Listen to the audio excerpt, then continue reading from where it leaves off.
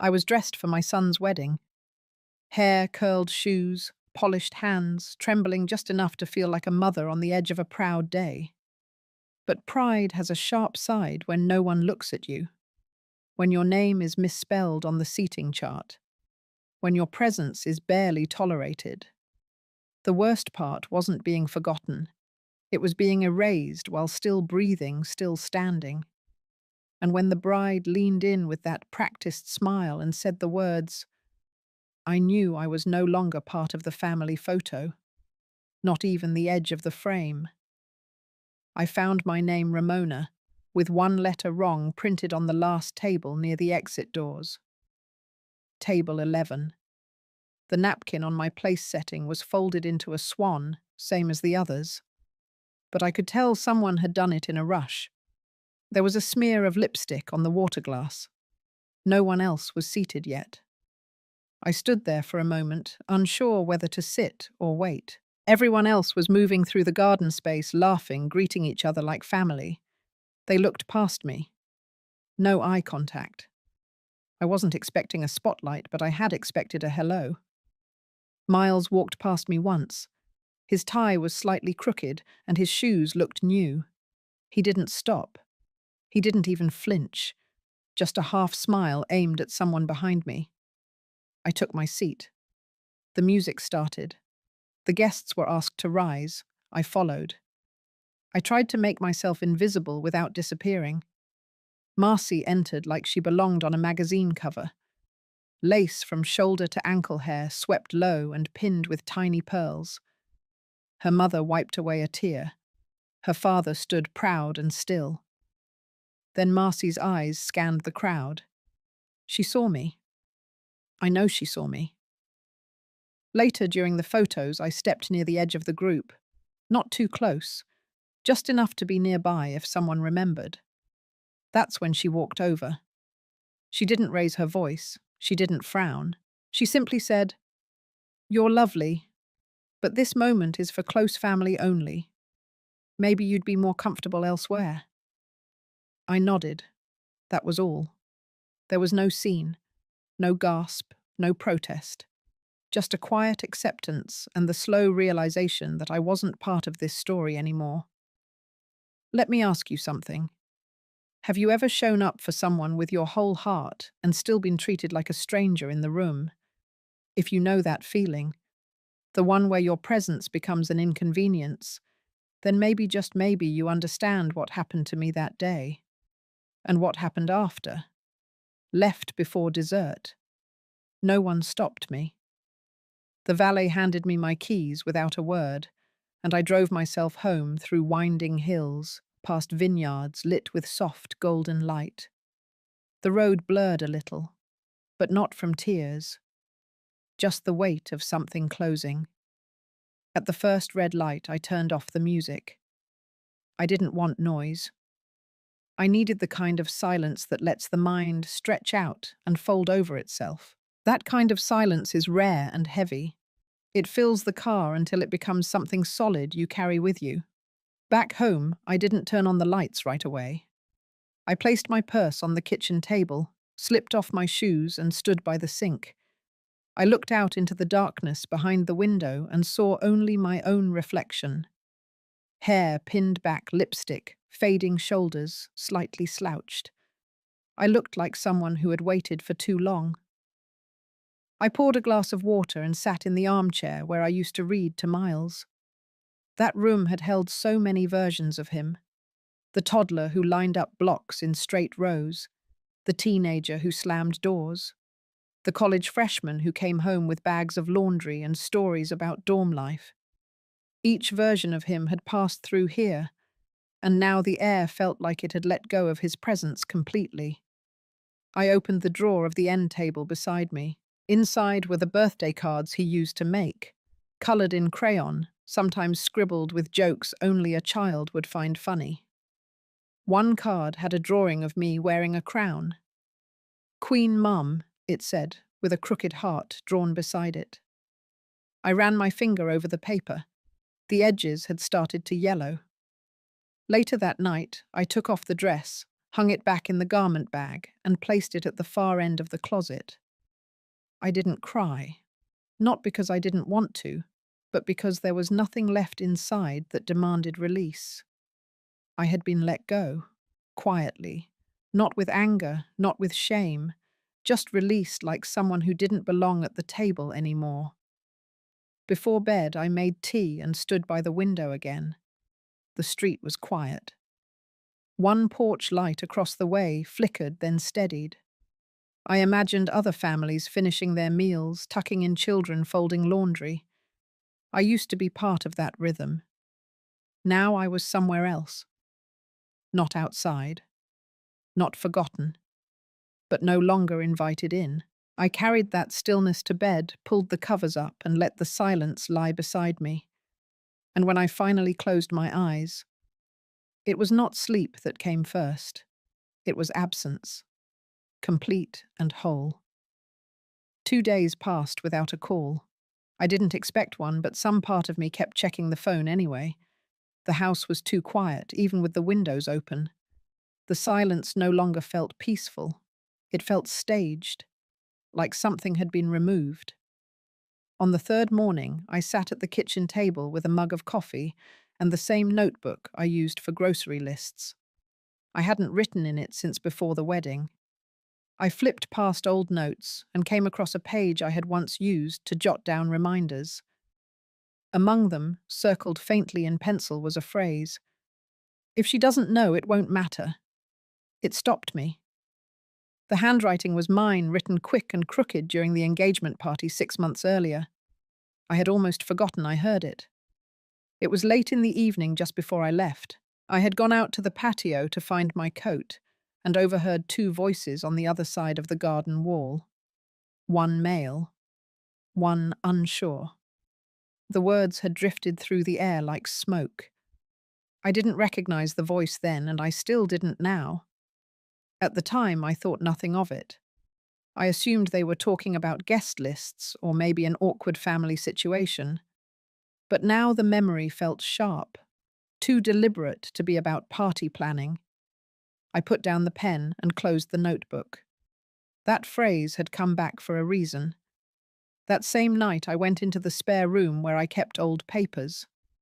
Stacks of letters, envelopes, holiday cards. Things I hadn't looked at in years. I pulled out a file marked Miles and began flipping through. Among the usual papers, I found a thank you note from him after college graduation, a card from Marcy sent around their second anniversary.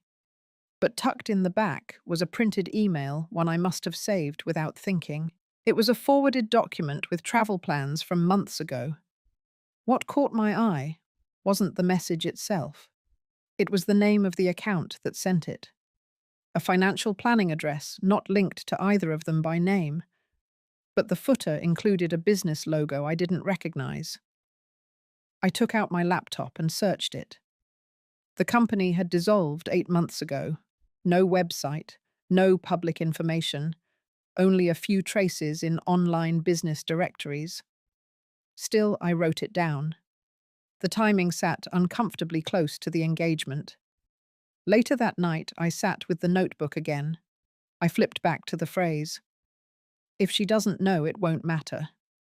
What was I not meant to know? And why had they worked so hard to keep it that way? The thought settled like dust in the room. It didn't make a sound, but it stayed. And from that moment on, I stopped waiting for an apology. I started looking for the truth. I spent that Sunday in silence. I didn't turn on the television. I didn't play music. I needed to hear myself think. The phrase from the engagement party stayed in my head like a slow drip from a faucet you can't quite fix. If she doesn't know, it won't matter. But something about it did matter. Enough to pull me back to a part of myself I had left behind. By late afternoon, I found myself in the back room, standing in front of the old filing cabinet I hadn't touched in years. The bottom drawer stuck like it always had. Inside were 2 faded shoeboxes and an accordion folder. I took everything out and spread it across the dining table. One box held birthday cards from Miles. The other envelopes from the bank, postmarked years ago. The accordion folder was heavier. I flipped it open and found statements, contracts, even a scan of the original deed to the house. As I skimmed through each paper, my eye caught a transaction I didn't recognize. 9 months ago. A transfer from a joint account Miles had access to back when we handled some shared paperwork for my home. The recipient's name meant nothing to me, but the amount stood out. Too large to be casual, too precise to be accidental. I pulled my laptop from the shelf and searched the name. Nothing came up. No business, no person. Just a few scattered hits from search engines that led nowhere. I typed it again, adding a state and a zip code. Still nothing. I leaned back and stared at the ceiling. A long time ago, when I worked in community reporting, I'd been trained to follow inconsistencies, not the loud ones, but the small ones, the ones that don't want to be noticed, the kinds that live in footnotes and fine print. This transfer felt like that. That evening, I revisited old emails. Most of them were short, some about flight times, others about birthdays or rescheduling holidays. But when I looked closer, the tone had been changing for a while.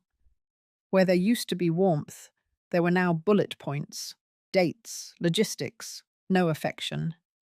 I opened the wedding invitation again. My name was printed without any title. Just Ramona Fields. Not Mum, not even Mrs. Fields. I hadn't thought much of it at the time, but now it read like an omission with intent. These weren't single slights. They were pieces of something larger. Before bed, I wrote down everything I had found. I listed the date of the wire transfer, the email it followed, the name on the transaction. I didn't know what it meant yet, but I knew what it felt like. A door had been closing behind me for a long time, and I had only just turned around to see it. I woke before sunrise the next morning, pulled the curtains halfway, and sat at the kitchen table with my second cup of coffee. The name from the wire transfer still echoed in my head. It wasn't familiar, and it wasn't random. I knew that much. I opened a notebook and wrote down everything I remembered about Marcy, not her wedding dress or her favorite flowers. I focused on facts. The college she went to, the job Miles once told me she had before they moved, the name he mentioned once when they first started dating. Back then, he had called her Maggie, not Marcy. I pulled out my old laptop. It took a while to power up. I had kept it mostly for tax records and old photos, but it still had a few saved email threads from years ago. I found one where Miles had forwarded me an early holiday card draft. He had attached a scanned image with their names printed together. Miles Fields and Margaret Lane. That was nearly 8 months before the engagement. I ran a search on the name Margaret Lane. A few results came up. A woman with that name had filed for a legal name change in California just over 7 months ago. The new name was Marcella L. Fields. I read the public record 3 times before it sank in. She hadn't just changed her last name after marriage. She had changed her entire name before the wedding. I didn't know why that unsettled me so deeply. Maybe because it meant something had been erased. Maybe because it wasn't just a cosmetic change. It was a reintroduction. A woman choosing to become someone else on paper before joining our family. That same afternoon, I searched for more details tied to the name Margaret Lane. One of the older links led to a court filing from a dissolved company. Not a criminal case, but a financial audit that suggested mismanagement. Offshore accounts, suspicious transactions. The company had been dissolved quietly. The owner listed was a man named Gerald Lane. I remembered him. He had stood beside Marcy at the rehearsal dinner, a tall man with expensive shoes and a voice like glass. She had introduced him as an uncle. But the name matched the court record, and the timeline matched the name change. I closed the laptop and leaned back. This wasn't about a mother being forgotten at a wedding. This was about something else entirely. A family that had erased part of its past and rebuilt it under new names, and my son had married into it. Whatever I had sensed before wasn't just hurt feelings, it was instinct. And now that instinct had a shape. Not clear, not complete, but no longer imagined. It had been 5 years since Miles first asked to borrow the deed to the house. He said it was just for a short time. Some kind of collateral arrangement with the bank, nothing permanent. Back then, I didn't ask too many questions. He was calm, confident, and made it sound routine. The papers came in a folder with printed tabs. He had highlighted where I needed to sign. I remembered feeling a little uneasy, but I signed anyway. He was my son. And at the time, I believed trust was something you gave without needing proof in return. Now I wasn't so sure. I went into the closet where I kept old legal documents and found the folder. The label was still the same, written in neat block letters. Property, temporary use. I opened it and flipped through the documents. The title page looked standard. So did the pages that followed. Until I reached one toward the back. A form with fine print. A power of attorney authorization limited but still binding. It had my name, my address, and a signature that looked like mine. Only I couldn't remember signing it. I stared at it for a long time. The date on the page was familiar. It was the same week I had been in the hospital after a fall.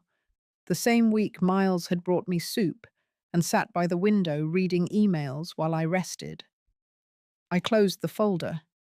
There was no immediate proof of wrongdoing, but there was a growing sense of something being used, something being moved behind my back. I wrote down the details, document numbers, file names, dates. Then I took out my checkbook and opened a new page in my notebook. At the bottom, I wrote a name I hadn't said aloud in a while. Sheila. She had been my husband's lawyer for years, retired now but still sharp, still precise. We hadn't spoken much since the funeral, but I had kept her number. I didn't know if she could help yet. But I needed someone who could see what I was starting to see. Not with emotion, but with clarity. I folded the papers back into the folder and placed it by the front door. Later that evening, I sat on the back porch with a blanket wrapped around my shoulders. I didn't cry. I didn't feel anger either. What I felt was distance. Not the kind that happens overnight, the kind that comes from slowly being moved out of your own story. One signature at a time. Sheila met me on a Tuesday afternoon. We sat in her small sunroom where the air smelled faintly of mint tea and old books. Her hair had gone fully white, but her eyes still carried that calm, exacting sharpness I remembered from my husband's probate meetings. I handed her the folder and watched her read in silence. She didn't rush. Her finger traced the text like someone reading in Braille, searching not just for what was written, but for what had been buried beneath it. When she finally looked up, she didn't soften the truth. The power of attorney was real, the signature was a close match, and the filing had been accepted without question by the county clerk. I asked her what it meant in plain terms. She said it meant I had granted my son the ability to use the property in my name, including for securing debts unless otherwise specified. There was no expiration date listed. And worse, no stipulation preventing transfer of ownership if the right documents were layered behind it. The word layered stuck in my head. I asked if it could be undone. She said it would take time, paperwork, possibly court involvement, but it wasn't hopeless. Before I left, she copied a few pages and placed them in a new folder. As she slid the last document inside, her hand paused. She pointed to a name listed as a witness on one of the back pages. Margaret Lane. I stared at it. Not Marcy. Not Marcella. Not even an initial. Margaret. It was the original name. The one I had found buried in old court filings and forgotten business registrations. The one from the engagement party days before everything changed.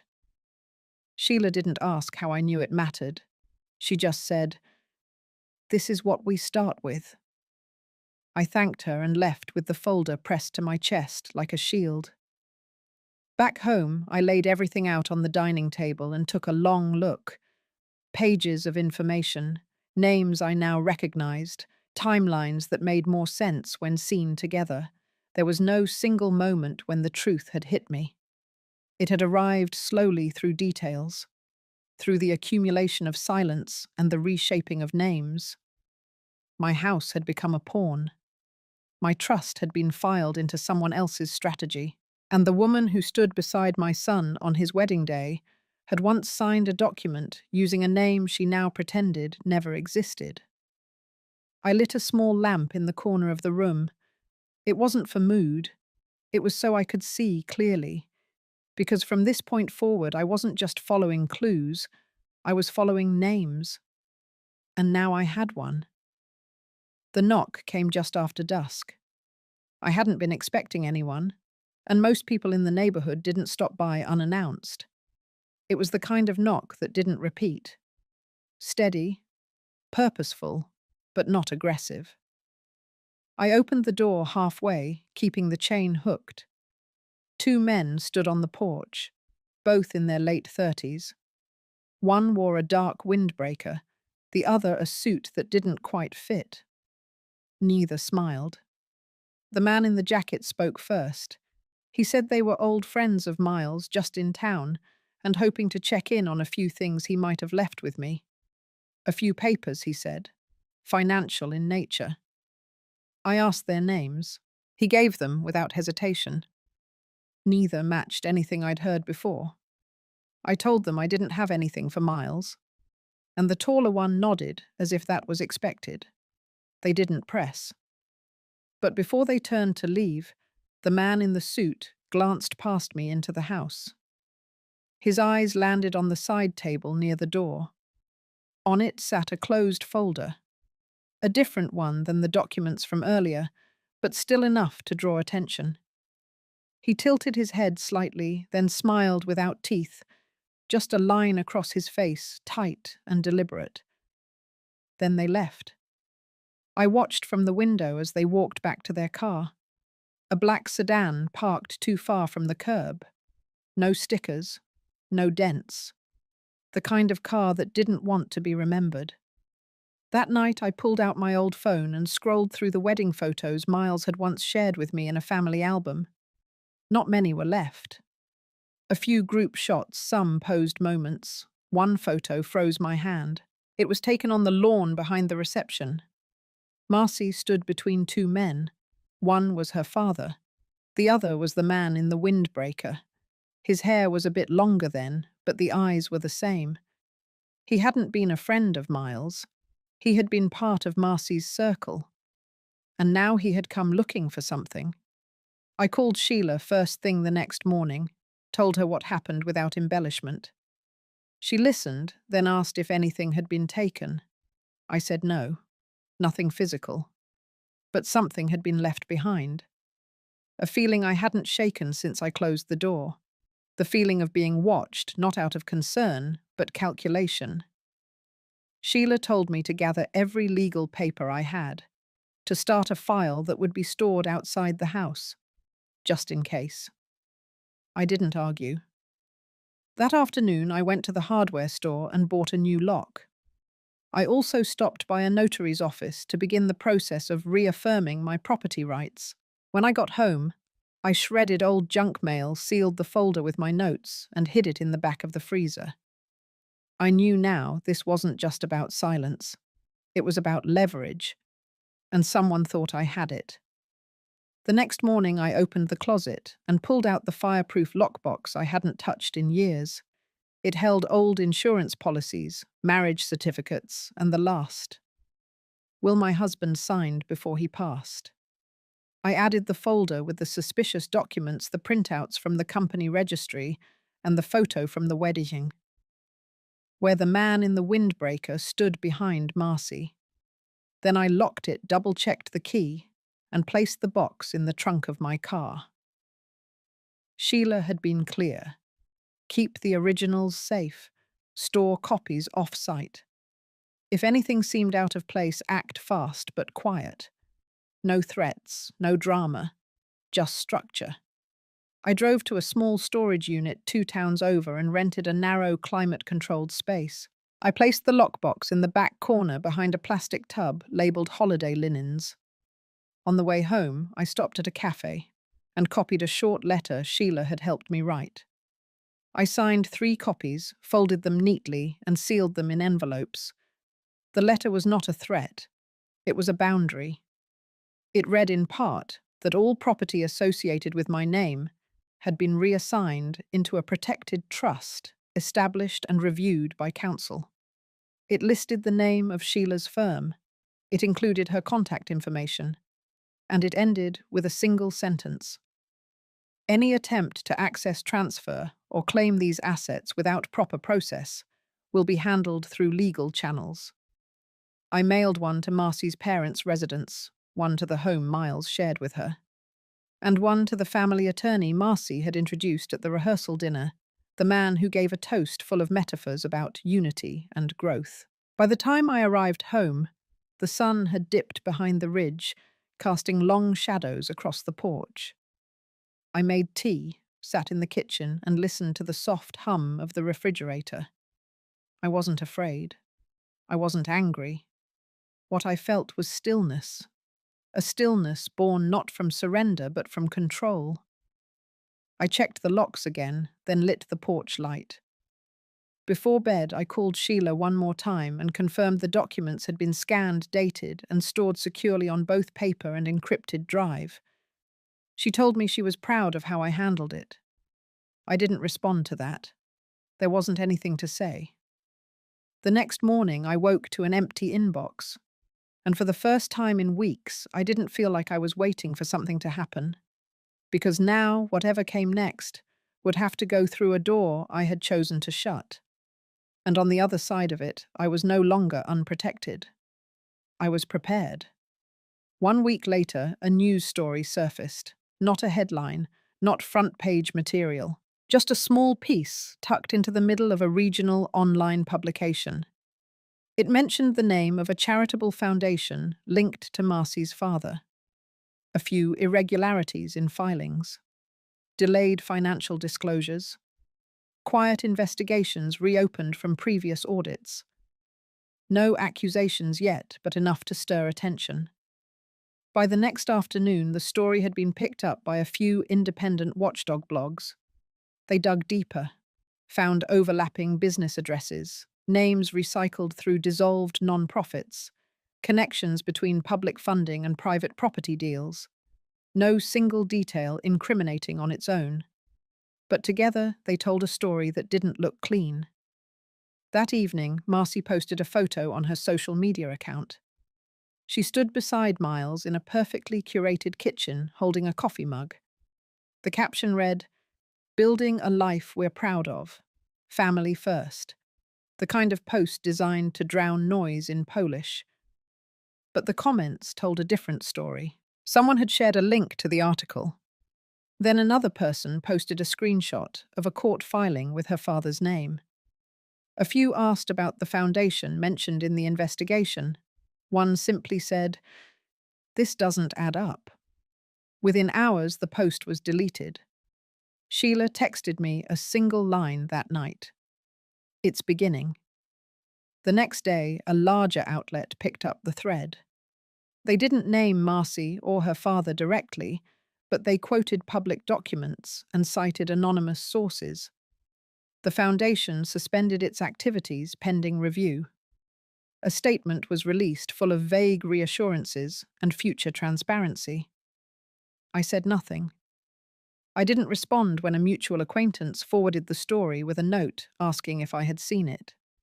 I didn't answer when a distant cousin called and left a voicemail wondering why I had been absent from the wedding photos. I made tea. I went for a walk. I watched the ripples move across the pond behind the library and thought about the difference between noise and consequence. By that weekend, the story had spread wide enough that a local television station mentioned it in passing. Just one segment, a 30-second update. But the name was spoken aloud, clear, unavoidable. It wasn't mine. And that was the first time in months I felt like I had reclaimed something. Not revenge, just space. The kind that forms when the truth surfaces on its own, and those who tried to silence it begin explaining themselves to people who were never supposed to ask questions. That night I didn't celebrate. I watered the plants. I folded a clean towel. I stood at the window and watched the lights across the street flicker behind curtains. And I understood something simple.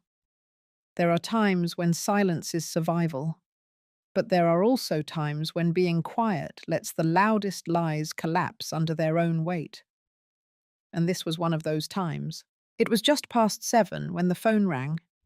The sun was low, casting long strips of gold across the living room floor. I had just finished folding the last of the laundry when I saw Miles's name on the screen. We hadn't spoken in weeks. I answered without a word. He didn't say hello.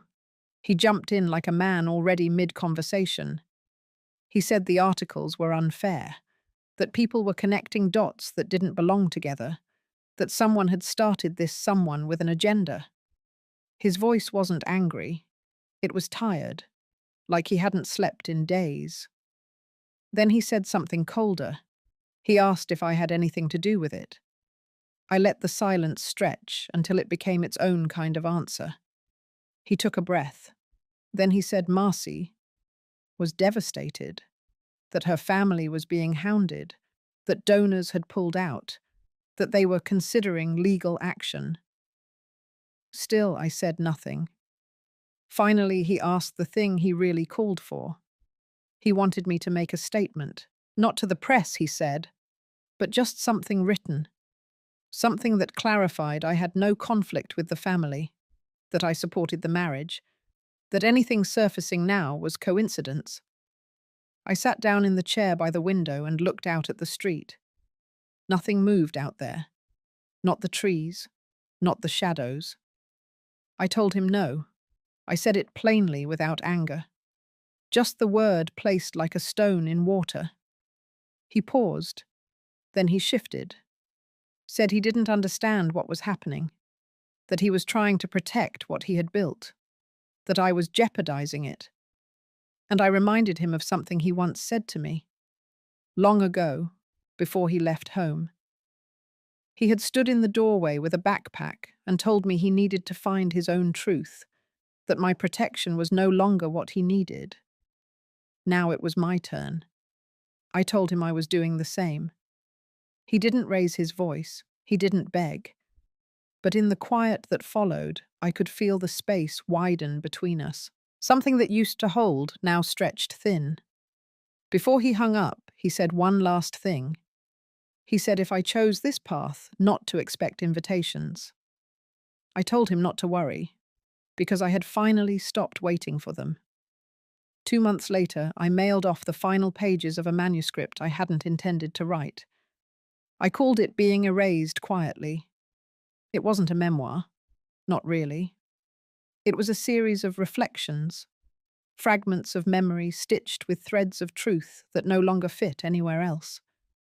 I didn't use names. I didn't need to. It wasn't written to expose. It was written to remember. Some days I typed with steady hands. Other days I stopped halfway through a sentence and sat in silence, letting the weight of certain moments rise and settle before I continued. The writing didn't heal everything, but it gave shape to the ache. It put a frame around the things I refused to carry in secret anymore. My editor, a quiet woman in her 40s, wrote back after reading the first draft. She didn't ask for changes. She just said I felt her voice. That was enough. I spent more time outside after that. In the garden, at the local library, at a cafe down the block where no one knew me as Miles's mother. Just Ramona. I liked it that way. Not because I wanted to disappear, but because I finally existed without explanation. Marcy and Miles never contacted me again. No cards, no calls. I expected that. The story had already written its ending long before I began typing mine. Some people say closure looks like reunion, a hug, a tearful apology.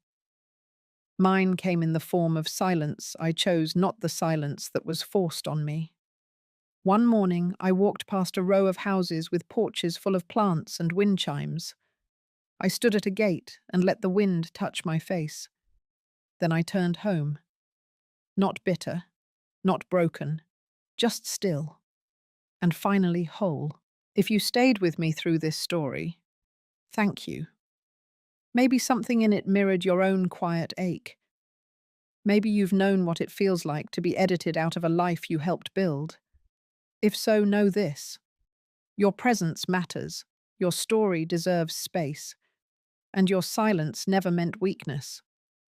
If you feel ready to share your own story, or even just a thought, this Left Behind My Door is open, quietly but firmly.